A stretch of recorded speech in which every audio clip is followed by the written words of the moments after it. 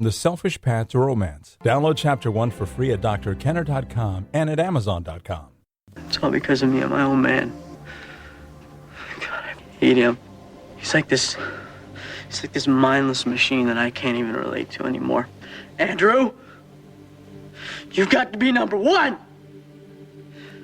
I won't tolerate any losers in this family. Win! Win! Win! You know, sometimes I wish my knee would give, and I wouldn't be able to wrestle anymore. And he could forget all about me. And that's from the Breakfast Club. And all of us have had those experiences in our lives when we feel the pressure from outside, a parent telling us, win at sports, you have to do well. You know, when my son was young, I saw him on the soccer field, and I saw other parents saying, not good job or good try, but they would say, you've got to win, you've got to win. And it would just churn inside of me. I couldn't stand the parents, and I would be encouraging their kids. So there was a battle going on. With me today, we are going to be talking about sports psychology and how to have much better motivation, because sometimes that win-win-win is not a parent pushing you, but it's you pushing yourself. It's my pleasure to have as my guest Dr. Judy Vanraalte. She's a psychology professor at Springfield College in Massachusetts. She's worked with athletes, from youth sports athletes to professional athletes in the United States and around the world. She's written 4 books and presented at conferences in 11 countries. Judy is a certified consultant and is listed on the United States Olympic Committee Sports Psychology Registry. Welcome, Judy. It's a pleasure to be here. Judy, how do you help a child go from feeling pushed to really engaging in a sport? That's a tricky question, because a child who's involved in a sport who absolutely doesn't want to be in the sport doesn't want to be in the sport. So perhaps a better question is, how do we help people to be motivated to do something that can be really good for them and a lot of fun, and in many cases something they can enjoy for an entire lifetime? So your goal is to help people get a positive motivation and to be able to do well. And I think of, I can use my own example. My husband and I have been dancing for between 15 and 20 years. After my husband didn't dance for about 19 years, but that's another story for another day. And we've gotten a lot of pleasure from it.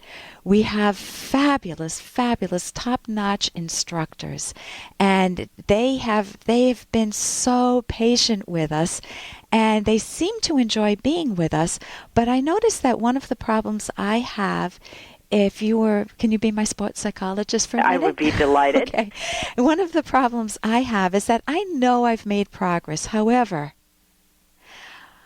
I feel guilty when they have to teach me the same thing over and over again. I don't have the time to practice, and I don't know how to manage that guilt in my own mind.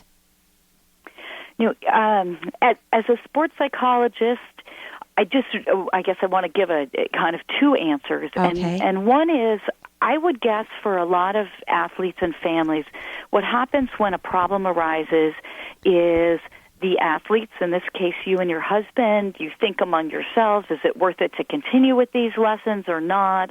Are we getting enough out of it? Are we letting down these wonderful instructors?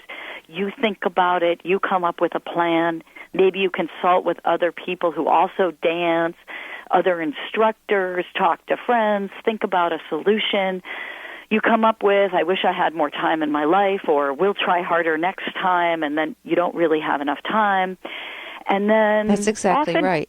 And oftentimes, when nothing really gets better after working at it for a while, if the problem persists, that's when people finally come to me as the sports psychology consultant.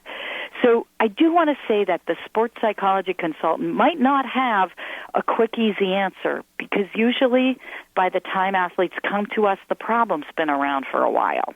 Right. So, that's true. So back to your situation. And hey, I got to interrupt this because we've got to pay some bills. 30 seconds, that's it. A very quick ad, and then Ellen will be back. Romance. Ugh, I wish guys knew more about what we want from a relationship. Boy, I wish I knew more about what I want. Where's that ad I saw? Here it is. The Selfish Path to Romance. A serious romance guidebook. Download Chapter 1 for free at selfishromance.com and buy it at amazon.com. The Selfish Path to Romance. That is interesting. So back to your situation. And as a sports psychology consultant with your partner and husband probably in the room, we might do some thinking about what it is that you want to get out of dance. And if more practice were something you really wanted to do, maybe we would talk about planning how to fit that into your life. And if you want to do it, but it's not realistic to do it now, we might think about when. One of the things that people spend a lot of time on is working on their weaknesses, which is an excellent strategy because improving your weaknesses will help you get better. But one of the things we often neglect is failing to work on our strengths. Oh, help me out. I'd love to do that. So what are some of your strengths as a dance team? As a dance team, I think that we're very playful with one another. I think we competed this year, and I think we messed up during the competition, and both of us had the warmest smiles. It didn't matter. We didn't care about what anyone else thought. We were having a blast on the floor, and we were truly dancing with each other and for ourselves. And I know I had that emotional feeling inside, and for me to be able to accomplish that, I felt was terrific. So that's one of our strengths. And that strength may be then related to why you're not the team that practices as much as some other teams, because grinding it out and putting in lots of hours doesn't match what makes you really good, especially given the amount of time that you have to commit to dancing, really good at what you do because you have a lot of fun doing it. So one of the things you might think about is that maybe putting in all the time that you could might make it less fun, might not fit with your lifestyle. So in that case, the question might be more, how do you deal with your guilt? Because you're not really planning to change what you do? Is that possible? It's funny because you're saying that is liberating me to say, well, maybe we don't have to practice. And then I'm actually accessing that motivation of, but I want to practice. And that's good because I want to. It's not that I should or I have to or I've got to. It's I want to. So I think that that's a piece of it. I don't think I can set that aside and not practice. I think I just need to weave it into the schedule in a way that works for both of us. And I think our dance teachers are really comfortable with us. I think the guilt is more mine because I don't practice, and I don't think there's any way around it, Judy. I think I need to practice. Yeah. But anyway, go ahead. Part of sports psychology consulting is not that the sports psychology consultant will have a magic pill that you'll take and all sports problems will be solved. But it will help you perhaps understand the problem better, come up with solutions that really work for you, and hopefully make the whole situation more enjoyable. Right, That's what it's all about. You use something that I think I remembered you saying was the Columbo method. You actually had me talk about it, and it's like I solved my own problem.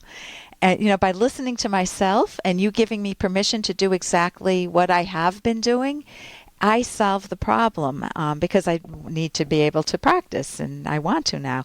And I have a different mindset about it. So listen, I want to thank you so much for joining us today. For more Dr. Kenner podcast, go to drkenner.com and please listen to this ad. Here's an excerpt from The Selfish Path to Romance, the Serious Romance Guidebook by clinical psychologist Dr. Ellen Kenner and co-author Dr. Edwin Locke, who's world famous for his theories in goal setting.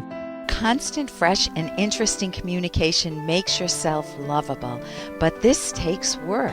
To keep your relationship and the conversation interesting over a period of years, stay mentally active and alert. Together, learn and discover new things, acquire new tastes, study new ideas, and choose new values. If you shut your mind off, you'll become a bore and no one will enjoy talking with you, not even your mother. Vegetables are good to eat, but they aren't any fun to converse with. If you want to be loved, work to make yourself lovable. You can download Chapter 1 for free by going to drkenner.com. And you can buy The Selfish Path to Romance at amazon.com.